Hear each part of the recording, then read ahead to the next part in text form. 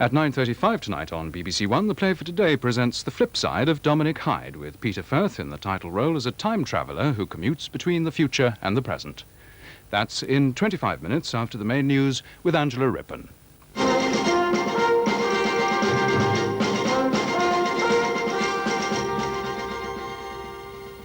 The pop world and beyond mourn the Beatles' John Lennon, murdered in New York. The man who's said to have shot him as a 25-year-old from Hawaii. Police describe him as mentally disturbed. Meanwhile, John Lennon's New York admirers mount a vigil outside his home.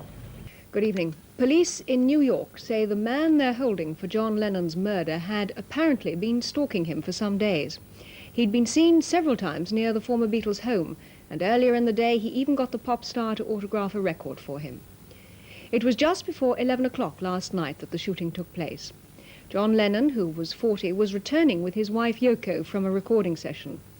As they were entering the Dakota, the block of luxury flats where they'd lived for several years, the gunman, who was waiting in the shadows, opened fire and hit Lennon with 5 bullets. He was identified as Mark David Chapman, aged 25, from Hawaii, and he gave himself up. Neighbors rushed to help Mrs. Lennon, and she went to the hospital with her husband, but he was dead by the time they got there.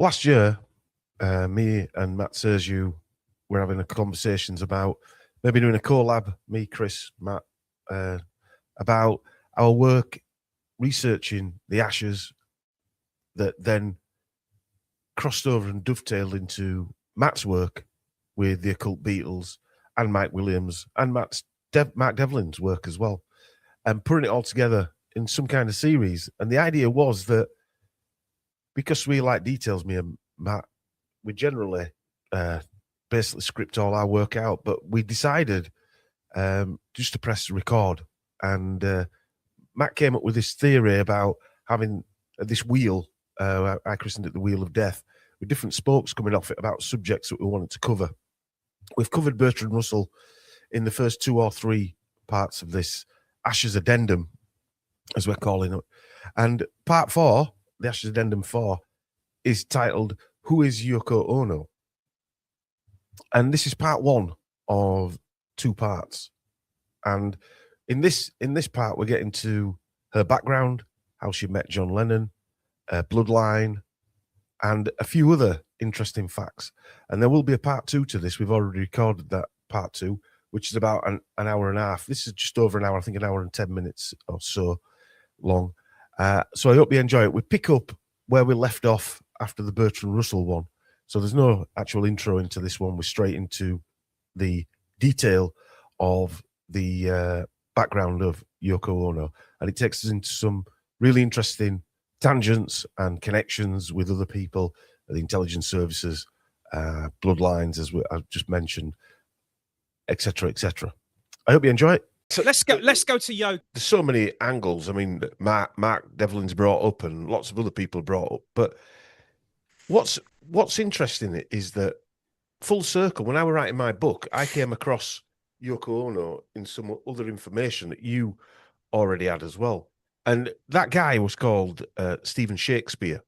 And Stephen Shakespeare, real name Stephen Kowalski, because you obviously need two names. He took his wife's name, yeah. He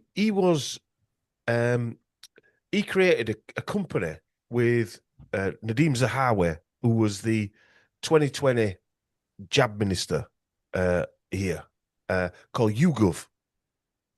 And YouGov is a data mining polling company that was quite prominent in Britain, around the world as well, during 2020, polling people, seeing reactions, just the similar thing to what we've been talking about, what they were doing in the 60s. But this is a private company that's called YouGov that was employed by the government to do this work. I forget what it's worth now on the stock market, but it's worth quite a chunk. But Stephen Shakespeare, he was part of, he co-created the Brunch Museum, which he co-created it with Fluxus artist George Brecht. George Brecht was an avant-garde composer. So we're going back to that area. Yeah. And he was born George Ellis McDiarmond of New York. And I think it was him that went to the university you're going to talk about. Where Yoko Ono went to. Yeah. So even in British politics and all that kind of, she's even linked back to that angle. And Stephen Kowalski, he was also one of Lord Archer, Geoffrey Archer, the author. I think it was called Archer's Incubator. About 7 of the major MPs who was in Boris Johnson's government was mentored by Lord Archer. And Stephen Shakespeare struck Kowalski. His father was a media correspondent post-war, working as a liaison officer to the British Army. And a liaison officer basically went to East Berlin, and East Berlin liaison officers went to West Berlin. They were basically spies. But Yoko Ono has a similar background. I'm not saying her father was a spy, but an influential background again. Yeah. And she went to prominent schools, didn't she? Yeah. So this all ties into the John Lennon peace thing, because what John Lennon did from about 1969 onwards, he did the bed-in, those 2 bed-ins. So what he did was he sat in bed for a week and invited the world's press for a week to come and visit him. Can I just say something there? When we said I don't know, me and you, or when we're doing Mike, one of them was in Amsterdam, wasn't it? And one was in Montreal. Yeah. The one in Montreal, I said it was next door to the McGill University where they did all the mind control. Yeah, you and Cameron, wasn't it? Yeah, a guy made a comment. Oh, it wasn't right next door. That's three blocks away. You don't really know what you're talking about. Yeah. But it's close enough for me, that, right? I know.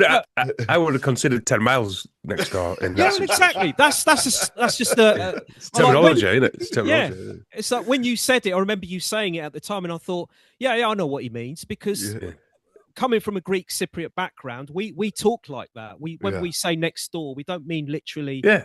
In the campus, Yeah.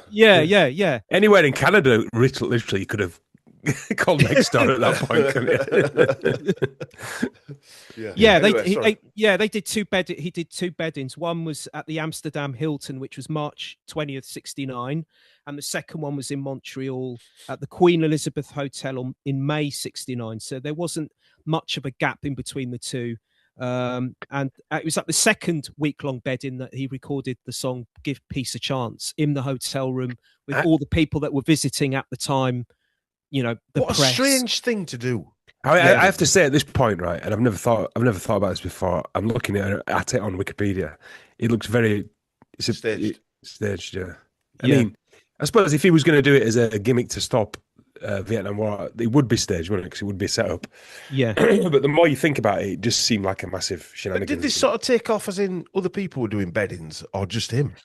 I think this is a new thing. I mean, I might be wrong. It might be an idea that from something else. But this goes back to hippie mentality. Just lie in bed and do fuck all. Yeah, exactly. But you're in a Hilton.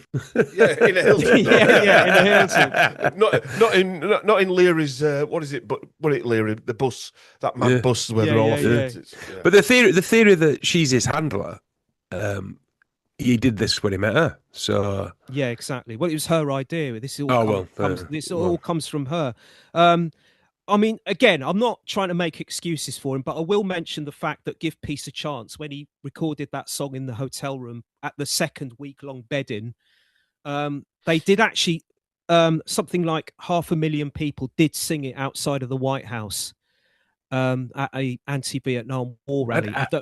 And also, Matt, I mean, I'm not, I would say that footage of him saying, why can't I use the money to put billboards up saying, peace, not war, etc. Yeah, he looks pretty genuine when he says that to me. He does, and I've got a quote here, and you can maybe in post production, you guys might want to put this. Yeah, I'll put it on. Yeah, put it in because there's actually a clip of it. And I think the clip I'm gonna. Is that what I'm talking about? No, it's from 1968. So this is a year before he said. This is in an interview to the BBC. He said, I think all our society is run by insane people for insane objectives. I think we're being run by maniacs for maniacal ends. If anybody can put on paper what our government and the American government, etc., and the Russian, Chinese, what they are actually trying to do, I'd be very pleased to know what they think they're doing. I think they're all insane, but I'm liable to be put away as insane for expressing that, That's what's insane about it. He's talking like us now. Yeah, he is. Yeah. I, if you want to give me, my impression of him was that he basically went off the reservation and he was trying to be held back. I think he knew what was going on, and whether whatever happened within the Beatles, i.e. Paul and things like that, he knew about this stuff. He knew. And he wasn't happy keeping quiet. My suspicion would be, and it's only my suspicion, that he was led down that path by Yoko Ono to his supposed death or possible death or whatever happened, all for part of the show. I think all our society is run by insane people for insane objectives. And I think that's what I sussed when I was 16 and 12 way down the line. But I expressed it differently all through my life. It's the same thing I'm expressing all the time. But now I can put it into that sentence that I think we're being run by maniacs for maniacal ends, If anybody can put on paper what our government and the American government, etc., and the Russian, Chinese, what they are actually trying to do, and what they think they're doing, I'd be very pleased to know what they think they're doing. I think they're all insane, but I'm liable to be put away as insane for expressing that. That's what's insane about it. Yeah. I mean, don't you agree? I do. It's insane, It's not just a bit strange. It's just insane. And that's the and nobody knows. All these people in the street and that. Half the people watching this are going to be saying, "Oh, what's he saying? What's he saying?"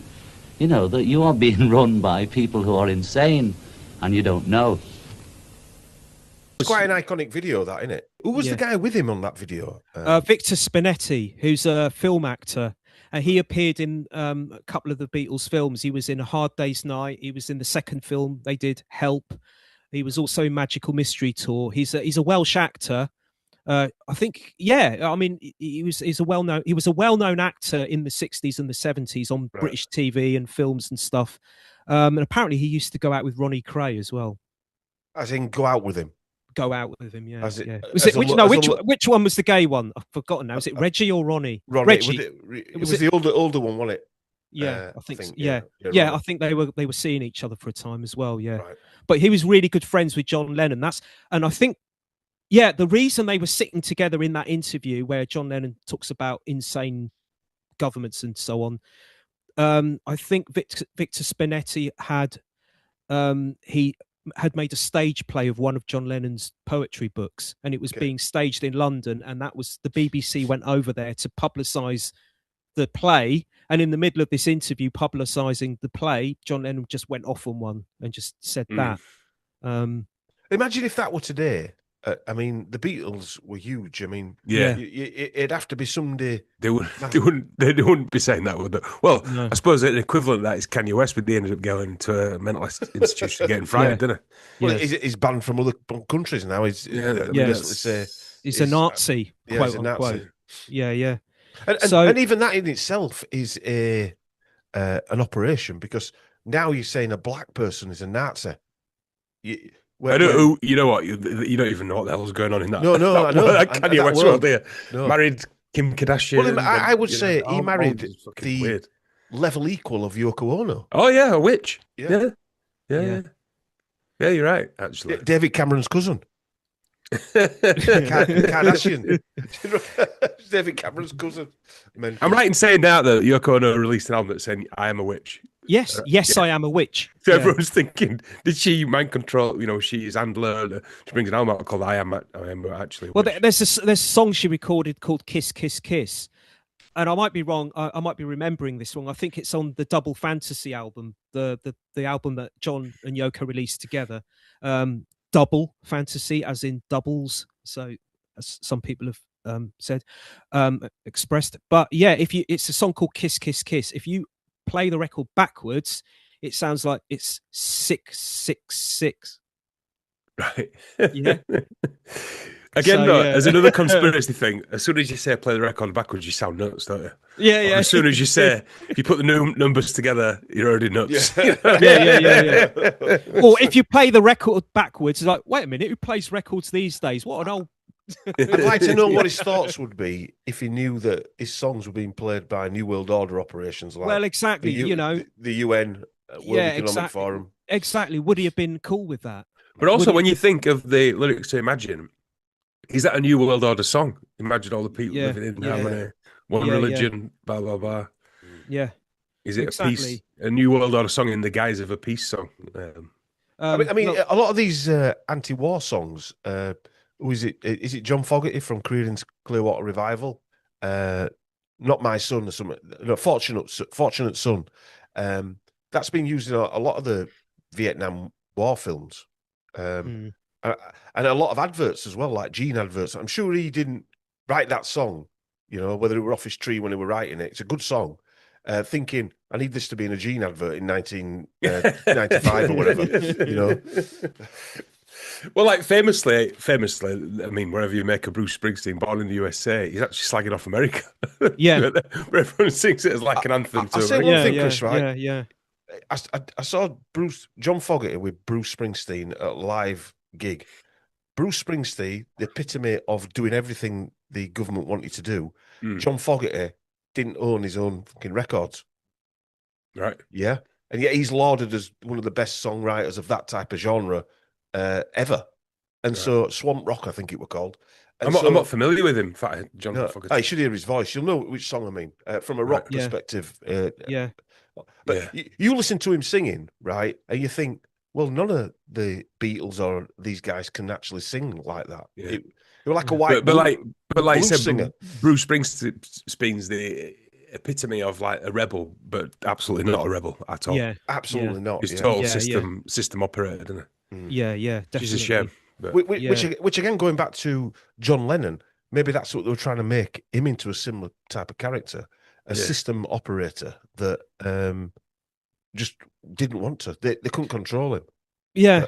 Anyway, because I mean, at the time that he was doing the bed-ins in 1969, he was criticised for it. Apparently, from what I understand, there were elements within the media, the mainstream media, that were actually criticising him for it. So, you know, suggesting that, hey, you know, John Lennon is one of the most influential people of our generation, and he's using that influence, he's kind of wasting it by sitting in a bed. So there were people who were actually at the time within the mainstream who... Or that was being used to draw people to him because he was being a rebel. Well, either way, it's getting attention, isn't it? Yeah, exactly. I mean, you could also say, again, I'm not trying to defend him. To look at it from another perspective, it could be that he actually turned a lot of people on to what was going on geopolitically, not only in Vietnam, but elsewhere. But because a lot of his fans may not have been switched on to world affairs. Yeah. We're talking Beatles fans, teeny boppers. You know, he might have been the first. He might have been As the we first know, Matt, person right? that opened their minds to that way of thinking. As we know, these operations have a tendency, not everything, like 2020, for instance, that woke a lot of people up.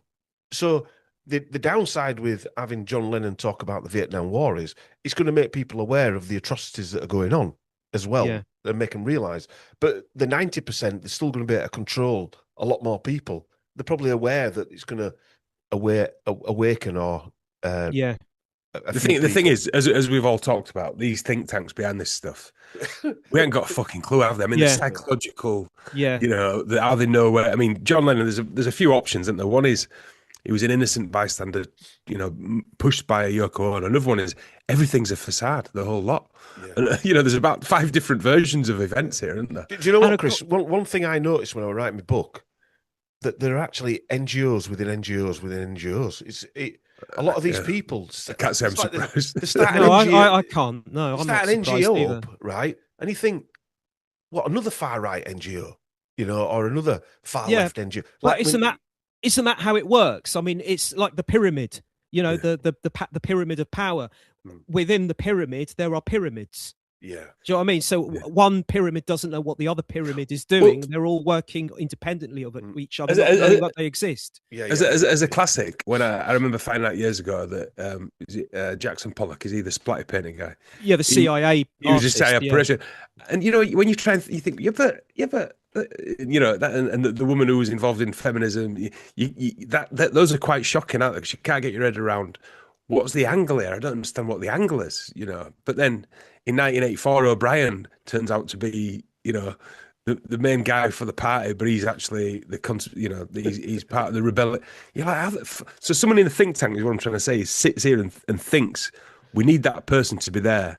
And then the populace will react this way to that situation, kind of thing. I mean, that's amazing in itself, isn't it, Chris? That there's actually people in the think tank that you don't know about that says we need to push somebody famous in front of the camera, and then they come up with and to say what everyone wants to hear. Yeah. But our point is they'll hear what they want to hear, but then it'll work in our favour in the long run, kind of. We can see, as part of these marketing agencies like Edward Bernays, for instance, that is the thought process. That's how they think to control people. You know? Well, they use neuroscientists. Yes. In advertising, and I didn't know this stupidly until a few weeks ago, and I was just scrolling through my LinkedIn page. Yes, I'm so important. I've got a LinkedIn page. I know you missed away on that. I feel a little bit important because And this thing came up with this bloke. He was a neuroscientist, and he worked for an advertising company, and he was watching a Pringles ad. And he was analysing it and doing a live not a live commentary, but you could see him on the video watching the advert and commenting on what he was seeing. Okay, and he was telling you how it was working, how the brain was seeing it, and how it would affect the brain. The person would watch the advert and how they would succumb to its power, you know. And he was a neuroscientist, and he had a link under his post, and I pressed on it, and he runs a company, and it's just full of neuroscientists, and their job is advertising. And that's just fucking hell. He's not called Crowley, is he? Well, there might be. Well, you never know. It reminds you of that Bill Hicks sketch, doesn't it? When he says, "Oh, you're advertising. Go and kill yourself." He goes, "Oh no, and the advertiser, no, he doesn't mean that. What he's going for is the so and so." No, I fucking mean it. Kill yourself. No, he's going for the shock angle. That's what he's going for. But going back to what you're saying, though, I mean, if you could say that these think tanks are thinking, yeah, okay, John Lennon's got this huge push, it's this huge pull, I should say, of bringing in young people to his, you know, to his way of thinking. How can we use that in the anti-war movement to cheapen it? Well, like you say, let's have him sitting in a bed doing nothing. Yes. And make it look like it's a joke. Make it look like it's cheap. Dressed in white as well. We're all white, wasn't it? That's what I remember all white. From that, yeah. Just sitting in a bed for a week doing nothing. All that colour from that psychedelica, and they're dressed in white. Which in Asian country means death, doesn't it? And that was very much Yoko as well. They had a house in England. I think if you watch the Imagine video, the song Imagine, it's a completely white. Correct, white he's piano, sitting in that room, white piano, white room. Yeah, that was their house in white flared suit. That's what I was talking about. Yeah, Yeah, that's all Yoko. She was obsessed with white. But in Asia, white means death, whereas black in England is death. Oh, I never knew that. That's interesting. That's very interesting. I only know that because I used, yeah. You do, well, I know in China it does. I'm guessing probably Japan it does as well, probably. Yeah. So another thing that John Lennon did was in 1969 he returned his MBE back. He'd got an MBE, short for Most Excellent Order of the British Empire, which Member is of the British Empire. Yeah, something like that. He and the other Beatles got one in 1965, and he returned it in 1969 towards the end of '69.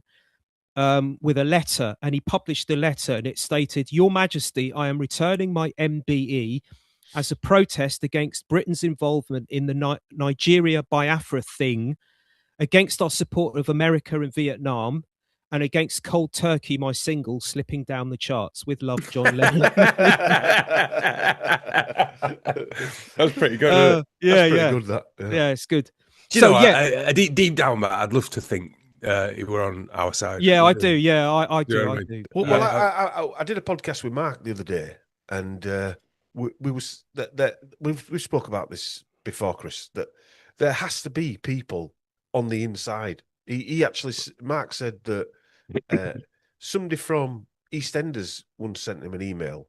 It was one of the producers or film guys who said basically there's quite a few people in here that think like you do. Keep up the good work. It's got to be, hasn't it? I mean, we're talking of EastEnders here, and he had names. He's got names as Mark. But Phil Mitchell. Yeah, he would. That bird. Riggy. That bird was. Oh no, where's my Willie? Daniela Westbrook, no doubt. Half a face missing. Predator.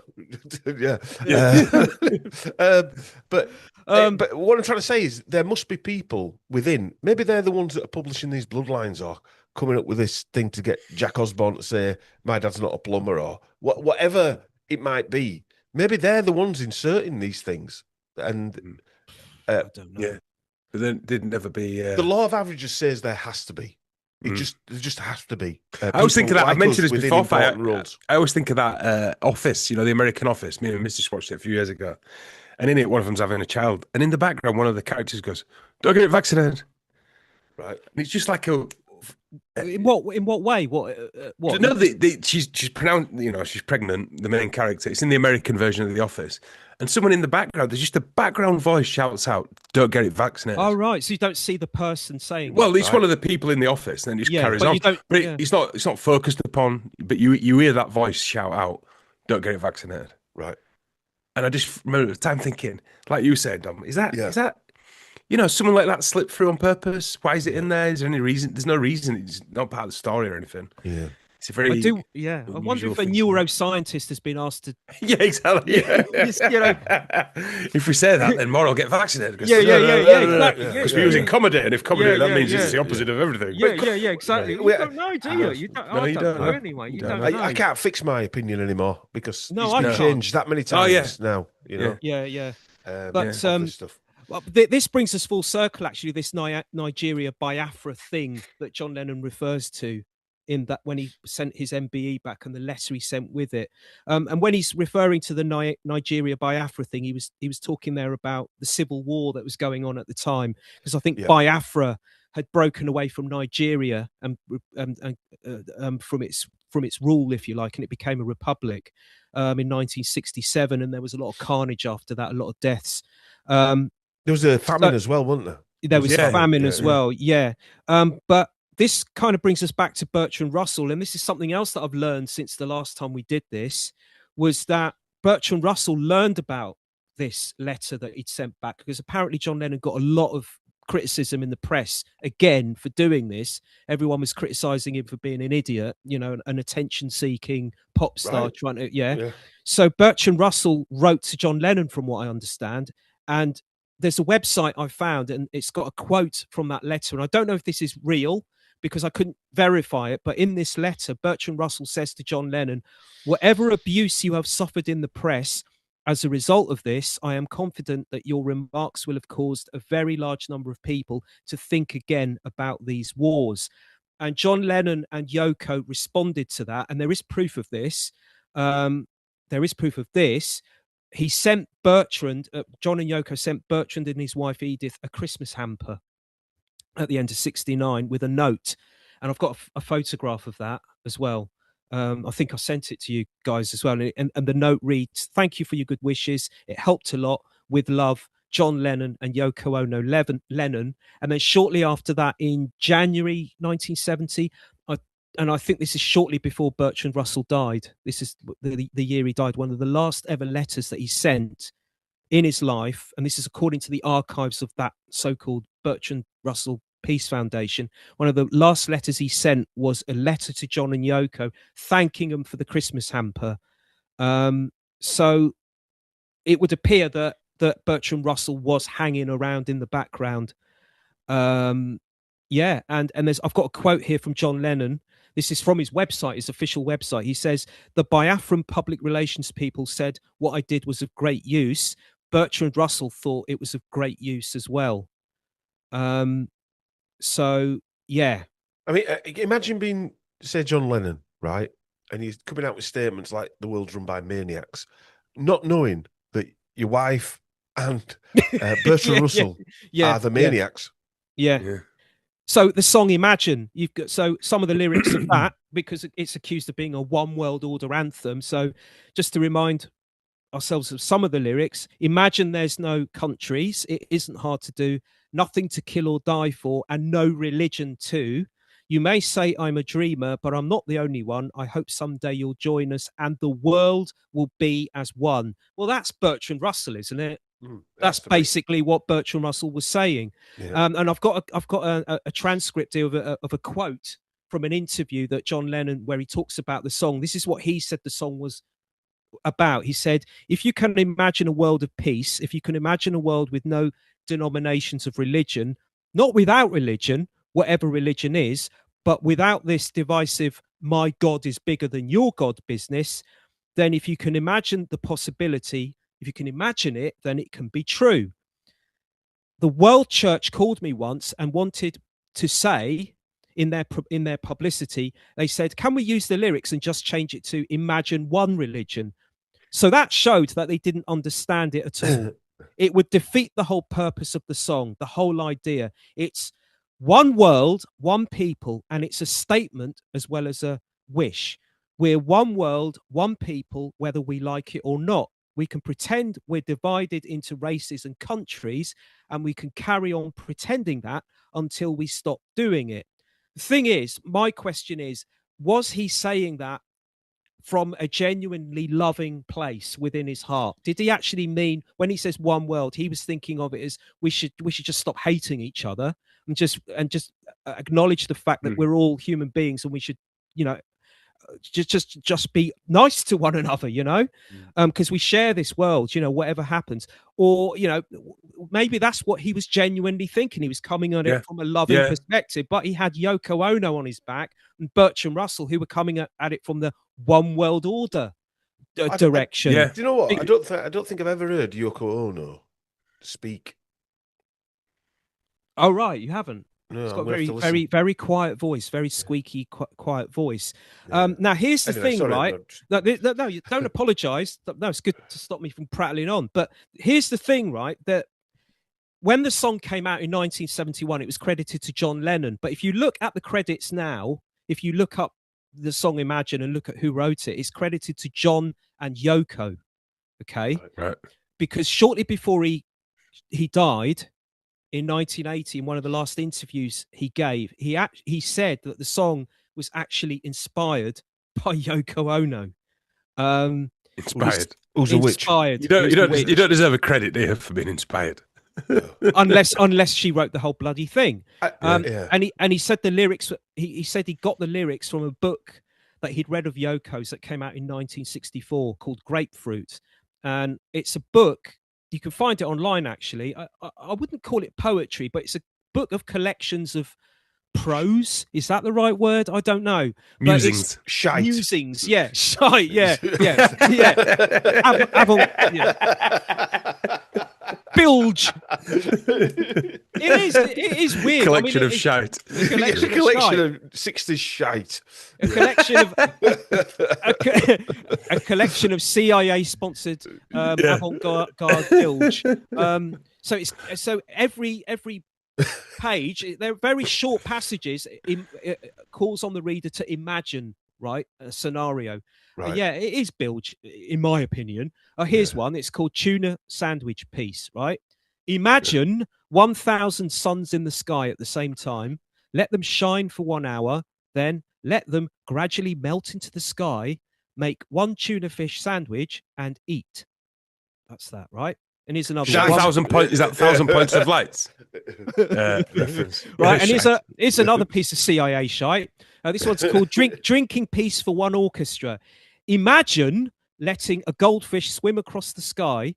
Let it swim from the west to the east. Drink a litre of water. Imagine letting a goldfish swim across the sky. Let it swim from the east to the west. It's so deep. It's so deep, man. I can't get my head around that. It's shite. I don't understand is where did the inspiration come from?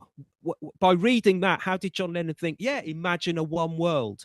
We just took one word, didn't it? We just took one word. Yeah. That's right. That's the inspiration. You know, how about this? How about this? Look, love, that's shite.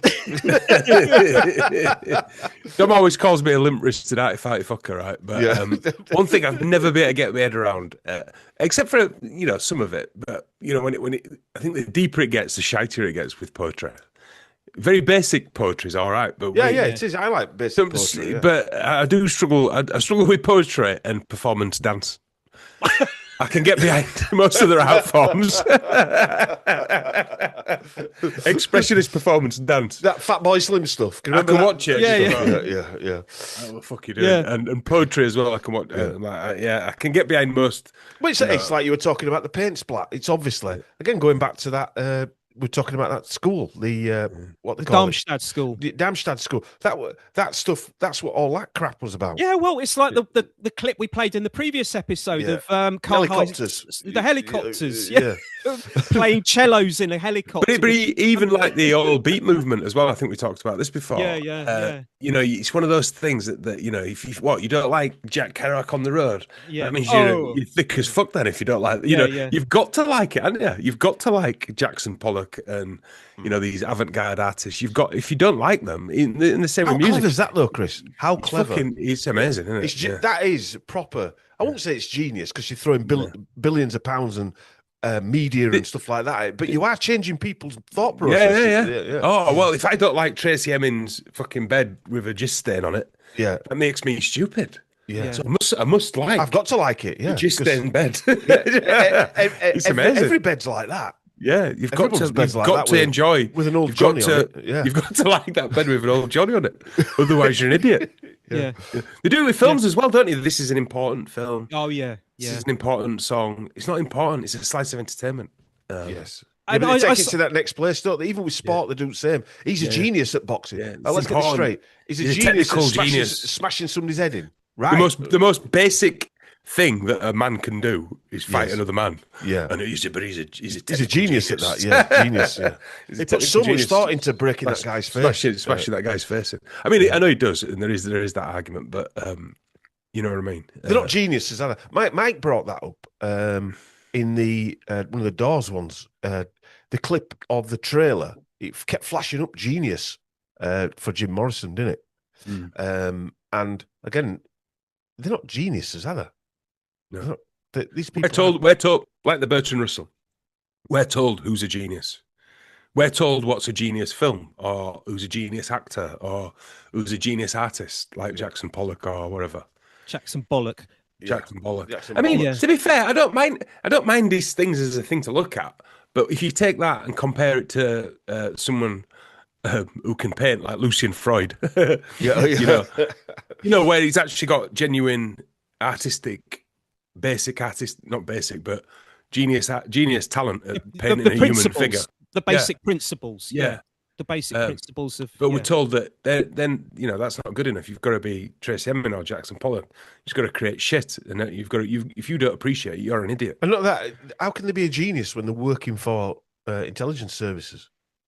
That's not genius work. Anyway, I know we're going off again, aren't we? But well, we're not really, because this is the avant-garde, and this is what John Lennon and Yoko Ono were mixed selling. up in, and the Ashes, the Indica Gallery, and the bookshop. Yeah. I mean, the way I've always thought about, and I'm not saying this is a fact, this is just my musing on it, but when you talk about quote unquote modern art and the avant-garde from in music, for example, if you think it's called atonal music, which is another word, I suppose, for some might say tuneless dirge, atonal. Okay, if you listen to a lot of this stuff, it's things like this. Actually, this is what one of Yoko Ono's things that she did with John Cage, this alleged CIA asset. One of her performances was, I can't remember the name of it. I've got it. That was the guy who was at the Darmstadt School. Darmstadt School, and the guy that we're talking about earlier, the Fluxus guy, Shakespeare. Yeah. He's regarded as the godfather of avant-garde music. And there's before I forget, Matt. Sorry, before I forget, he was called Stephen Shakespeare. That's why. Right. Nadim Zahawi was the jab minister. The first guy that got jabbed was called Shakespeare. Yeah, that's it. Yeah, that's I was it. thinking Yeah. that, Just again. I mean, come on, it's just that's true. That is. Yeah. Right, Of course it is. And Shakespeare's the guy who made up fictional. Stories and characters. Okay. So one of they John Cage and Yoko Ono collaborated. They were actually friends. And one of the pieces that they did was, it was a grand piano, and there would be 3 musicians, one of whom was John Cage. The other one was a guy called David Tudor, who's another, I think, avant-garde musician who's well known, but nowhere near as well known as John Cage, I suppose. And what Yoko Ono would do, it's a grand piano, so it's got the open lid. So she would lie on top of the piano with her hair draped over the edge of the piano, and the other 3 would get objects and hit them on the strings in a random way. Right, so you're getting visual art, but the point I'm trying to make here, apart from the fact that it's avant-garde bilge, is, can you imagine what the sounds would have been like of them hitting those strings?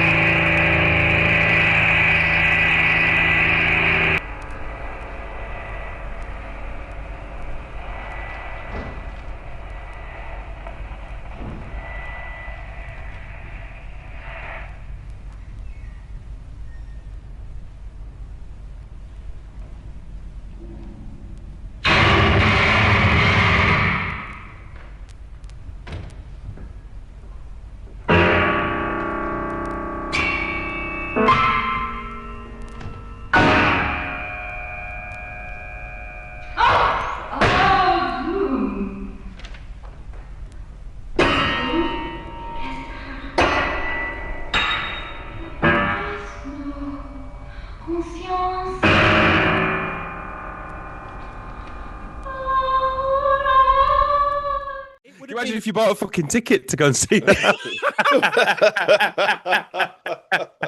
Excuse me. Can I have my money back, please? Sorry, thank you. But it would have been dissonant, right? Dissonant sounds coming at you. And if you think of some of the disjointed, jagged modern art that you get, it's not something that the beauty of the beauty that the eye will behold. It's jagged. What is that doing to you on a vibrational level? Yeah, another to level. You, yeah. What's that? Well, also, Matt, she's doing that performance with that other knobhead, and you're sat in the crowd clapping it, going, yeah, that was fucking amazing, but really secretly thinking that was a load of shite. Yeah. Just like 2020.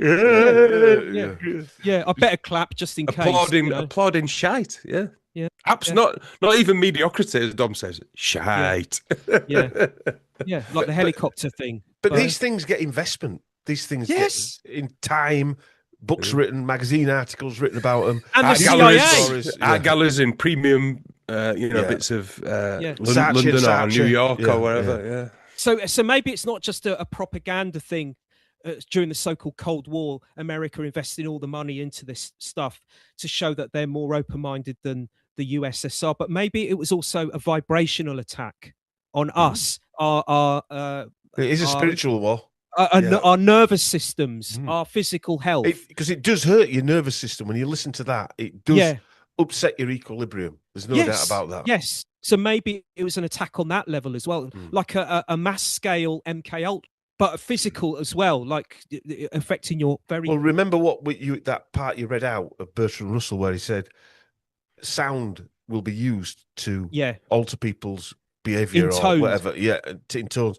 I mean, is that what he's talking about there? Yeah, or maybe the '60s rock music was part of that. All the psychedelic stuff, which I love. I do love listening to it, but maybe certain generations who weren't used to that kind of music, and it sounds like it's come from another planet, having grown up in the 1940s, and and then you're in the 60s and you're middle-aged, and suddenly music's changed so dramatically, and it sounds nothing like what it did in the 40s. But also, Matt, sorry, another SRA classic thing to do is total confusion of this is good, this is bad. This is evil. This is good.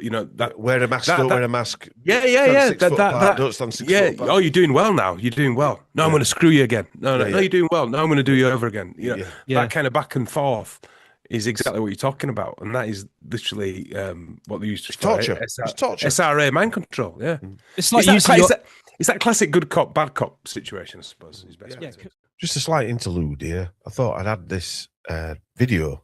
And if you're listening on a podcast, this interlude is John Cage and David Tudor in Germany in 1963 giving a presentation, and you can hear in the background the music that Matt is talking about, and it's hypnotic, if you like, awful sounding, torturous sounding notes, and they're calling this music, by the way. They're talking like this is something highly intelligent that everybody needs to know. So you will have seen, if you're watching this, in the background, video being played while we've been discussing that over the last couple of minutes, and the music behind it is John Cage and David Tudor's. I am performing Variations 3, not as a musician, but as a lecturer, author, and one being interviewed.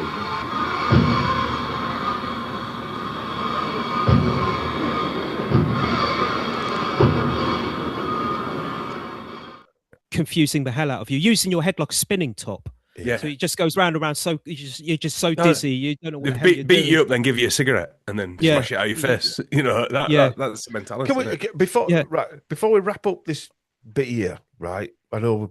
I think we'll have to record the John Lennon ancestry at some other point, I reckon. Right? Yeah. We'll do another hour or so, probably 2 hours. We'll do Yoko. Yeah. We'll do Yoko if we have to. You can. Yeah.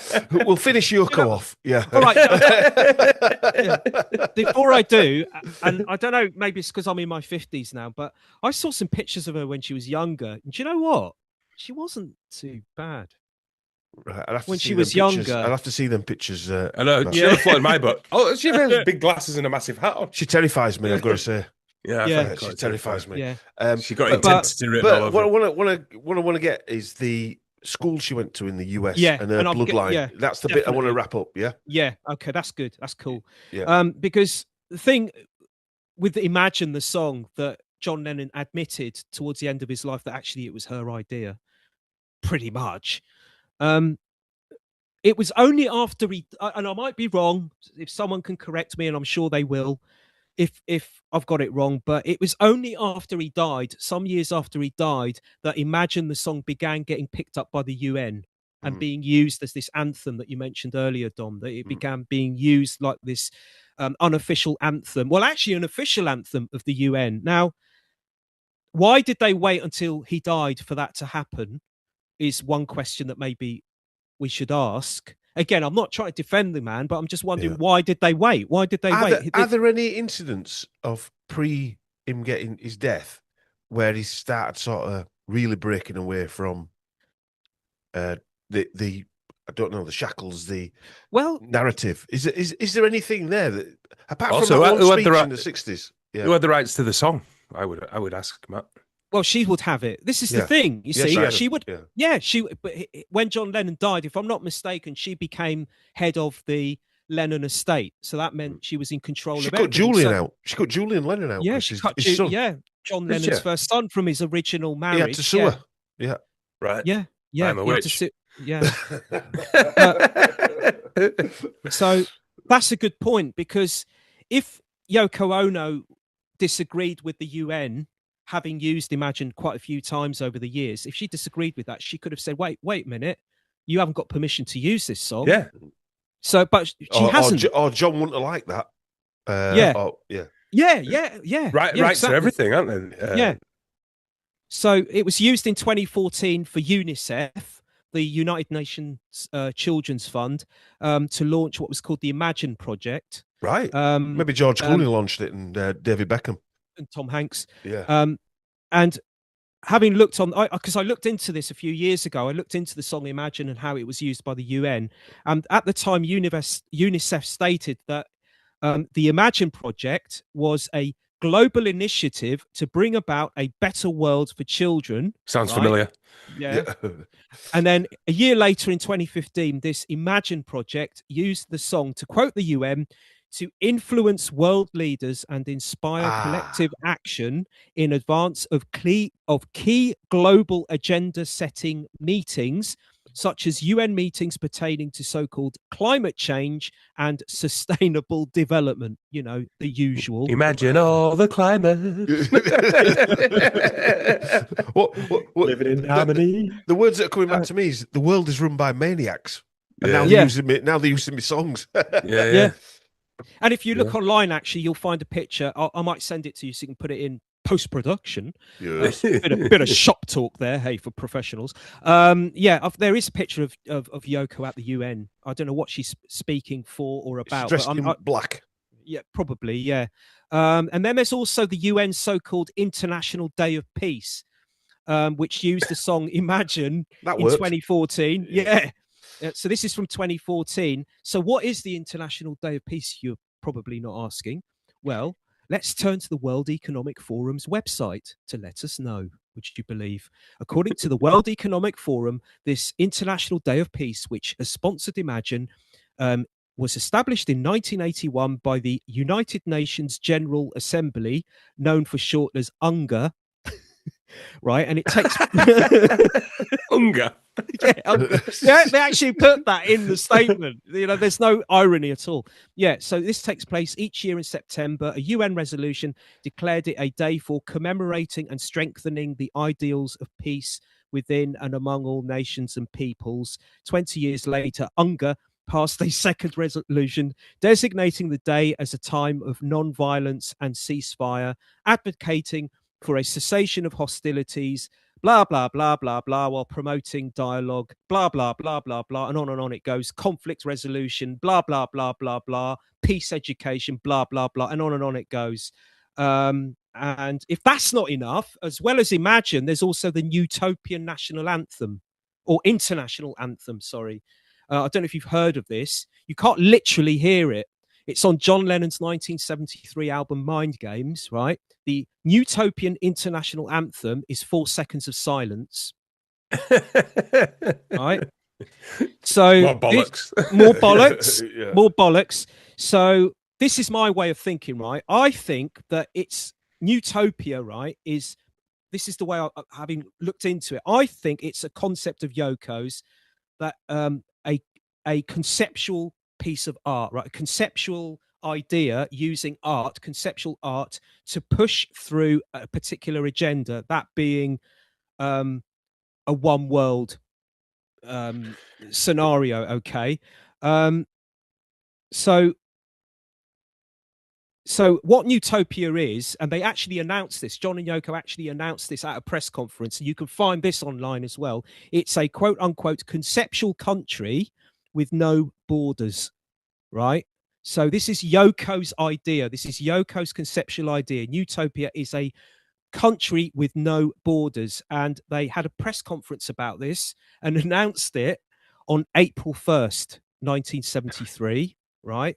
And this is part of the announcement. You can find this online. I think you can actually find them reading the statement. They say Utopia has no land, no boundaries, no passports, only people. All people of Utopia are ambassadors of the country. So again, it's this imagine thing. Very agreeable with Bertrand Russell, I would say. We announced the birth of a conceptual country, Utopia. Citizenship of the country can be obtained by declaration of your awareness of Utopia. Utopia has no land, no boundaries, no passports, only people. Utopia has no laws other than cosmic. All people of Utopia are ambassadors of the country. As two ambassadors of Utopia, we ask for diplomatic immunity and recognition in the United Nations for our country and its people. What does the flag mean? What does the flag mean? Surrender and submission. And I should also point out, which I didn't mention it earlier, that the bed-in, and this is according to John Lennon, the bed-ins that they held, again, was Yoko's idea. And to paraphrase him, he said it was performance art that came directly from her. Right. So it's her using the avant-garde to push for a one world. Okay. So yeah, if we want to get into Yoko's background now. Yeah, we'll just also Yoko, I mentioned Tracy Edelman about the bed. How weird is that? Yeah. Oh yeah. Another thing I wrote down as well is when Bertrand Russell was talking about population culling and things like that. He never mentioned the Spanish flu, did he? Yeah, he lived through all that. Weird, that, isn't it? I lived through one of them that killed 100 million people. We just need another one. No, 50 to 100 million. Oh, sorry. Don't exaggerate. I'm making numbers. 500 million to 1 billion people it killed. Yeah. Also, Matt, I was going to say, so she implanted Imagine in his head, the song, and then flash forward how many years, they're using it at the WEF, and she's there. Yeah. I mean, fucking hell. Talk about pre-planning. I mean, is that what we're looking at there? The pre-planning that Imagine is going to be a song. Well, remember, a lot of these NGOs like WEF, Club of Rome, and things like that were all founded in the late 60s by the Rockefellers funding, and right at the edge of the counterculture or the end of the counterculture, where people had been turned off by it, not turned on.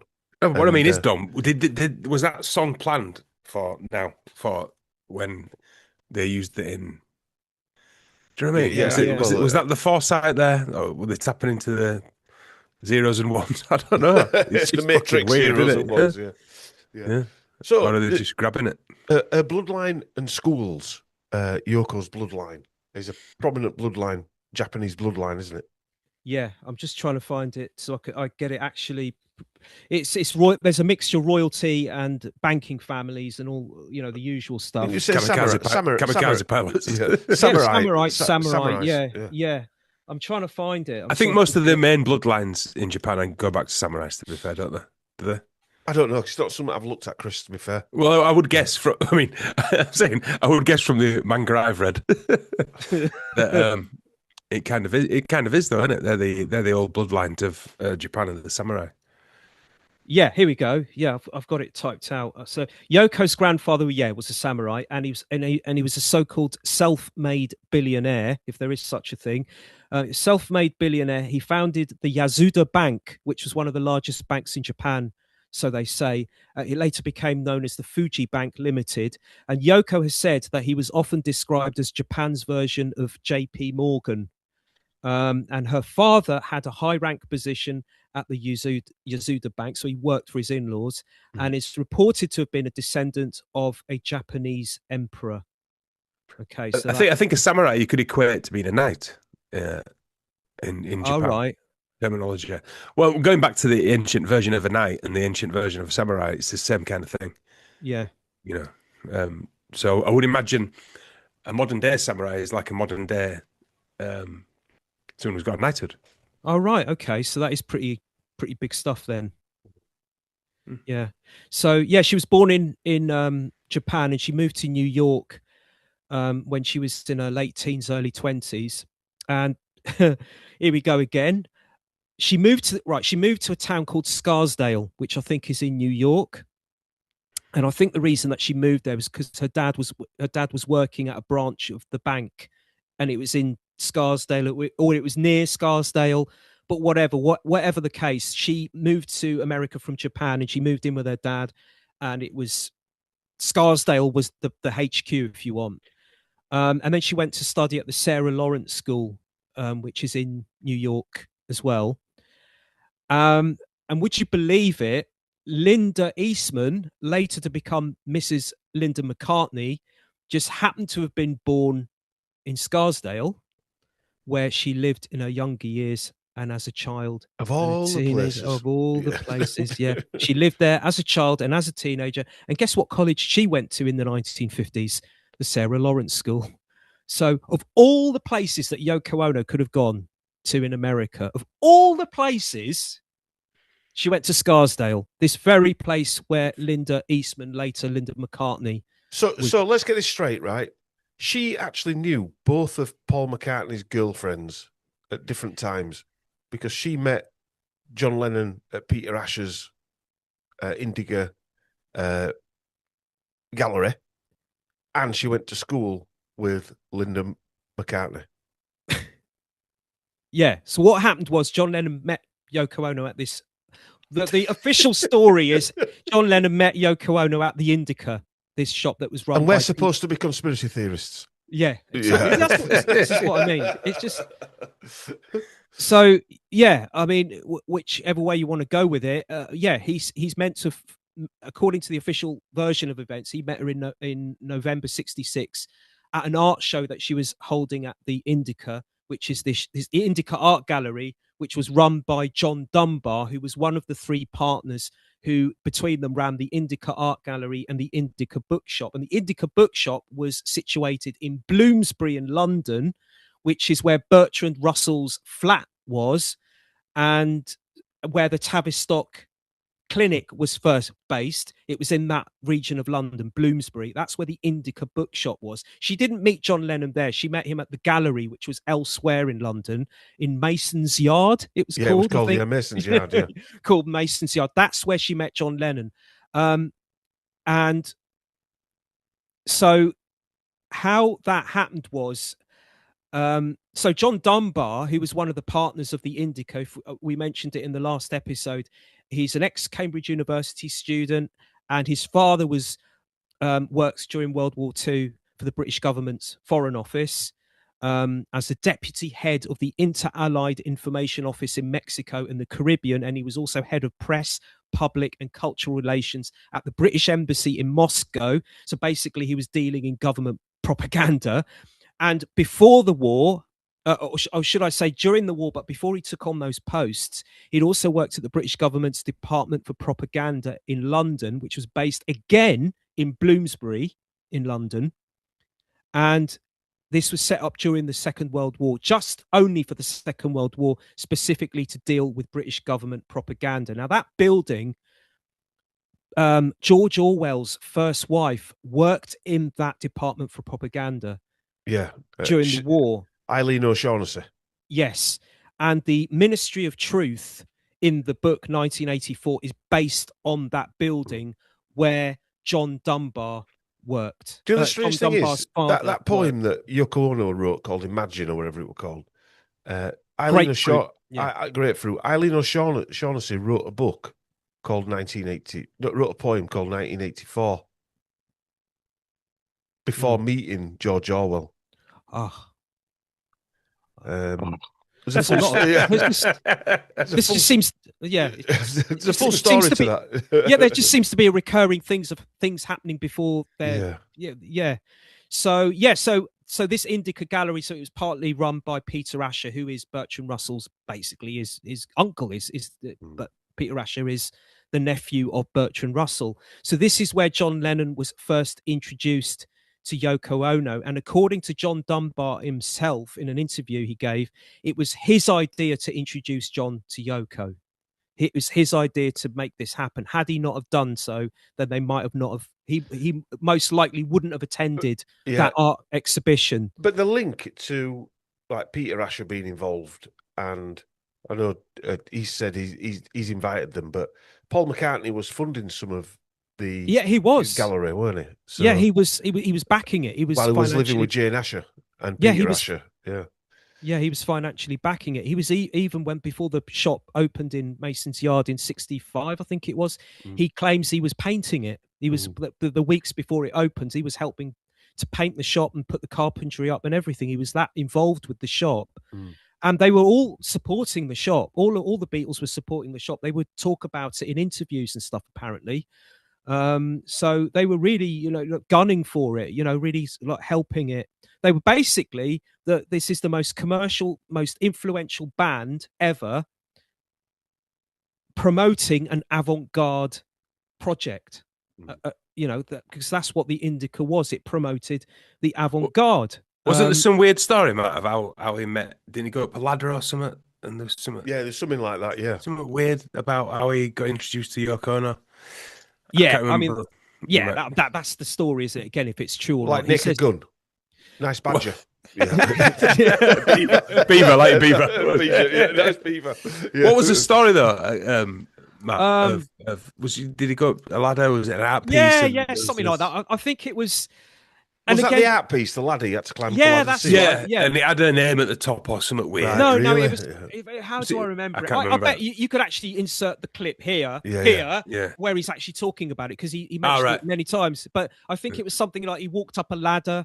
There was a part of the exhibition was a ladder. But that sounds ritualistic. It sounds almost like go up this ladder to enter your next phase of your life kind of thing. Yeah. So he walked up the ladder and he says at the top of the ladder, I think there was a magnifying glass hung onto the ceiling, and there was a tiny, tiny, tiny word on the ceiling that you could hardly see with the naked eye. Bollocks.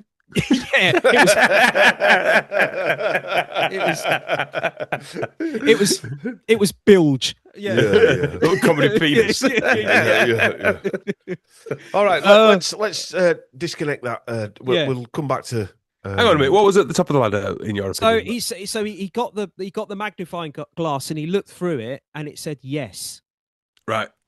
He said, paraphrasing, he said, had it have said no or piss off or buy my new book or something like that, I would have walked straight out of the exhibition. But because it said something positive, he thought, okay, I'll hang around and watch the rest of the exhibition. And then he met Yoko Ono. I'd have walked out of the exhibition that I've been promoting for the last 6 months. Yeah, of course you would. Well, and here's the creepy thing, right? I've just remembered that after they met that day, Cynthia Lennon, who was John Lennon's first husband, claimed first wife. Wife, yeah. Sorry. Who knows? Maybe right. Who knows?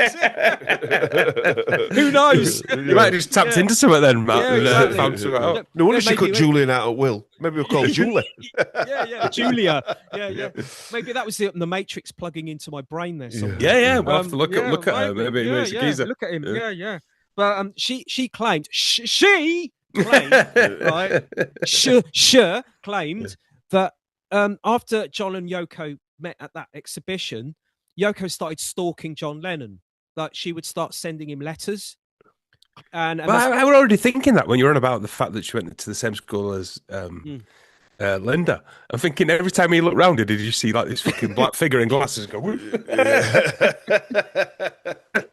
She would stand outside the house. Apparently, according to Cynthia Lennon, she would stand outside the house where John Lennon was living with his child and his wife, and she would just stand hanging around. I am a witch. Outside the gates. Yes, I am a witch. Everything you've talked about there, Matt, just goes back to I am a witch. I know what. I'll go out with that stalker. Yeah. I'm leaving you, Cynthia, because you're a man. I'm going out with that stalker instead. That weird Japanese bird hanging around by the street with big glasses. With them ladders. Ladders. Fucking samurai swords. Yeah. All right. So, okay, before this descends into chaos, we wrap up this part one of Who is Yoko Ono, part of the Asher's Addendum series that we've been doing with Matt Sergiou. I'm sure you'll agree it's very interesting. And in fact, in part 2, which is a little longer than this, I think it's about an hour and a half, we're getting to Yoko Ono's mental side of her life. She was put into a mental institute when she was younger. And yeah, Matt has done some really good research on this side. I'm sure will lead us down to feeling sorry for Yoko, dare I say. A lot of times people have said that she was a controlling element in John's life and a disrupting element in the Beatles. But I've got to say, we all said that we can show some compassion with Yoko with probably what she went through, especially when you connect her bloodline as well to this. And we know there's a lot of ritualistic SRA going on. And yeah, okay, well, we'll see you in part 2.